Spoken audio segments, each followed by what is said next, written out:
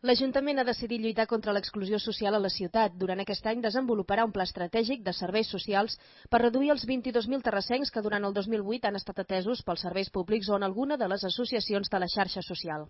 Aquest dijous a la tarda s'ha presentat a la Biblioteca Central la diagnosi sobre l'exclusió social, una anàlisi en profunditat sobre possibles focus de marginalitat que permetrà aplicar l'anomenat Pla Estratègic per la Inclusió. L'estudi conclou que l'exclusió és un procés i no un estat, que es pot donar temporalment de forma individual o grupal i que no només té a veure amb la pobresa, sinó que sovint intervenen altres factors. Per districtes, l'informe assenyala els barris amb un risc més alt d'exclusió per raons econòmiques i detecta que hi ha una percepció de conflicte intergeneracional i amb els nouvinguts a Cantosell i a la Maurina. Aquí no hi ha delinqüència, no n'hi ha ni més ni menys que en altres punts de la ciutat. Aquí no hi ha ni més ni menys tràfic de drogues o ni més ni menys comportaments impropis que en altres zones de la ciutat, però no obstant això són percebuts com espais conflictuals.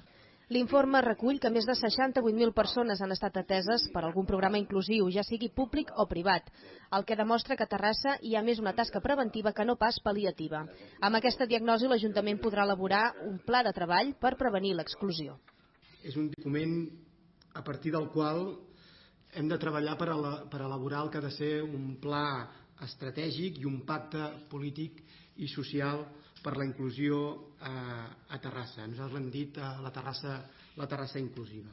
A Terrassa hi ha 91 organitzacions que treballen en el tercer sector i que darrerament ja han fet 22 accions inclusives. Alguns dels seus representants han assistit a l'acte de presentació de la diagnosi que es pot consultar a la pàgina web de l'Ajuntament.